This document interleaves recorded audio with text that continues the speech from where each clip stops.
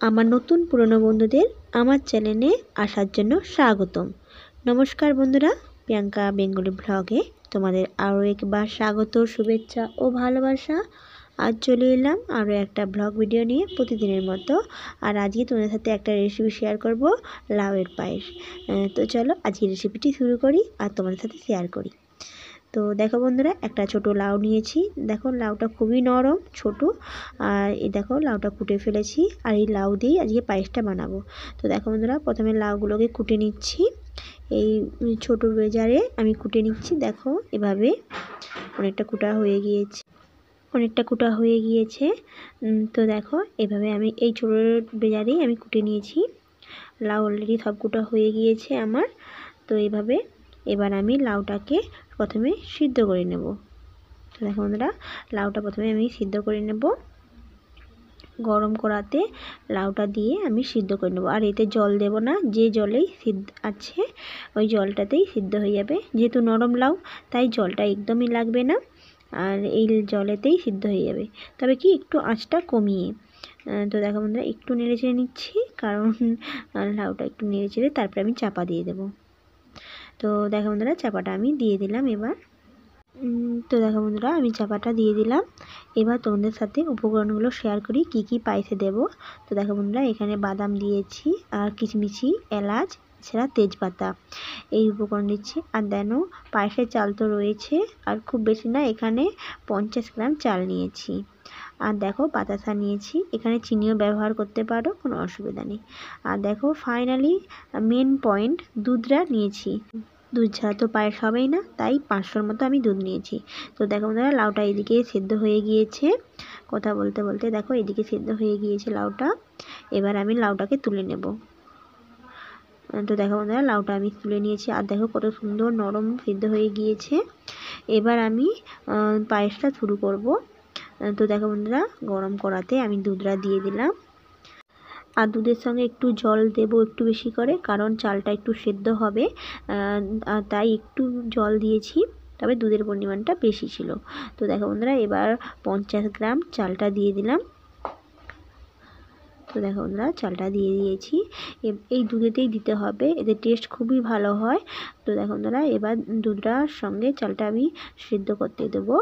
আর দেখো এদিকে তেজপাতা আর এলাচ বাটা একটু দিয়ে দিলাম। তবে এলাচটা আমি একটু ছিঁচে দিয়েছি, এতে স্বাদটা খুবই সুন্দর হয়। তো দেখো বন্ধুরা, পায়েসের চালটা অনেকটাই ফুটে গিয়েছে। দেখো এভাবে এবার ফুটিয়ে নেব ভালো করে। আর দেখো ঘন ঘন একটু লাড়তে থাকবো, কারণ নিচে লেগে যেতে পারে। তো দেখো বন্ধুরা, এভাবে একটু নাড়াচাড়া করে রাখতে হবে, এভাবে সিদ্ধ হয়ে যাবে আস্তে আস্তে। তো দেখো বন্ধুরা, ফাইনালি অনেকটা সেদ্ধ হয়ে গিয়েছে। এবার আমি বাদাম কিশমিশ দিয়ে দিলাম। আর এটা একটু লাস্টে দিয়েছি, কারণ বাদামটা একটু ভালো করে সেদ্ধ করতে হবে, তাই আমি মাঝামাঝি সময়ে দিয়েছি। আর দেখো শেষে দিয়েছি লাউটা। আর লাউটা আমি যেহেতু সেদ্ধ করে রেখেছি, আর প্রথমে লাউ দিলে হবে, কিন্তু একটা লাউয়ের যে কাঁচা গন্ধ সেটা রয়ে যায়, তাই আমি এখানে লাউ সেদ্ধটা ব্যবহার করেছি, এতে স্বাদটা অপূর্ব লাগে। তো দেখো বন্ধুরা, অলরেডি হয়ে গিয়েছে, চালটা সেদ্ধ হয়ে গিয়েছে, এছাড়াও লাউটাও অনেকটা সেদ্ধ তো রয়েইছে। এবার একটু ভালো করে কিছুক্ষণ ফুটিয়ে নেব, লাউটার সঙ্গে চালটা ভালো করে মিশে যাবে। আর এই সময় একটু ঘন ঘন নাড়াচাড়া করতে হবে, কারণ নিচে লেগে যেতে পারে। তো দেখো বন্ধুরা, ফাইনালি হয়ে গিয়েছে, খুব সুন্দরভাবে সব সিদ্ধ হয়ে গেছে। দেখো চালের সঙ্গে পায়েস খুব সুন্দর মিশে গিয়েছে। তো ফাইনালি এভাবে রেসিপিটি কমপ্লিট। দেখো বন্ধুরা, অলরেডি সব সিদ্ধ হয়ে গেছে খুব সুন্দরভাবে। আর দেখো দুধটাও অনেকটা মারা গিয়েছে, পুরো বসা বসা হয়ে গিয়েছে। এবার শেষে আমি বাতাসাটা দেব, এখানে চিনিও ব্যবহার করতে পারো, তোমাদের তো বলে দিয়েছিলাম। তো দেখো বন্ধুরা, বাতাসাটা আমি দিয়ে দিলাম। আমাদের একটু বাতাসাই ব্যবহার করি বেশি, তাই আমি মিষ্টিতে, তাই আমি এখানে বাতাসাটা দিয়ে দিলাম। এভাবে আরও কিছুক্ষণ আমি একটু নাড়াচাড়া করলাম। শেষে দেখো বন্ধুরা এইভাবে কিছুক্ষণ নাড়াচাড়া করার পর আমি শেষে ফাইনালি এখানে একটু নুন দিলাম।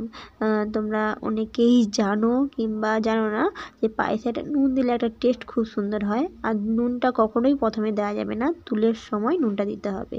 তো দেখো বন্ধুরা ফাইনালি আমার রেসিপিটি কমপ্লিট হয়েছে। দেখো খুব সুন্দরভাবে বসেও গিয়েছে আর দারুণ দেখতে লেগেছে, খেতেও ভীষণ টেস্টি হয়। তোমরা অবশ্যই একবার বাড়িতে এই লাউয়ের পায়েস বানাবে আমার মতো, দেখবে দারুণ খেতে। আর শেষে একটু ঘি দিলে তো আর মজাই আলাদা।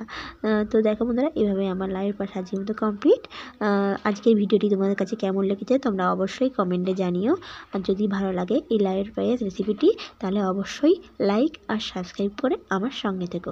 ধন্যবাদ বন্ধুরা এতক্ষণ ভিডিওটি দেখার জন্য। অসংখ্য অসংখ্য ধন্যবাদ। আজকের মতো এখানেই, আবার দেখা হবে পরবর্তী একটা ব্লগে। ততক্ষণ আপনারা সুস্থ থাকবেন, সুন্দর থাকবেন, খুব ভালো থাকবেন। ধন্যবাদ।